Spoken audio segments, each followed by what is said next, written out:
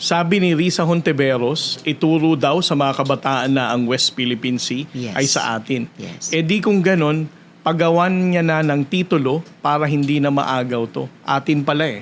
Hindi po kailangan ng titulo, ma'am, sir. Dagat po yun. Walang titulo po yun. Kita niyo yung mga ganyang komento? Ano ba talaga kayo? Pilipino ba talaga kayo? Mas gusto nila at mas pinipili nila na ipamigay yung soberanya natin. Mas gusto nilang ipamigay tayo sa China. Actually, yung ibang mga DDS, talagang gusto nila na ipamigay na yung Pilipinas sa China. Ganyan. Ganyan kayo kagarapal. No? Ganyan kayo kabulag. To the point na talagang gusto nyo nang ipamigay yung Pilipinas, yung bansa ninyo sa dayuhan. Kasi na-impluwensyahan na talaga kayo eh. Yung mga pag-iisip nyo, na-impluwensyahan na ng husto. So, dagdag kaalaman lang sa mga mangmang dyan, no?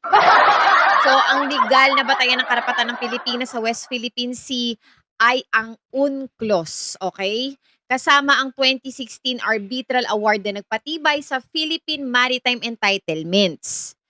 At nagsabing walang legal na batayan ang 9-dash line historic claim ng China. So, ang 9-dash line ng China ay walang legal na batayan para sa historic rights na lumalampas sa UNCLOS.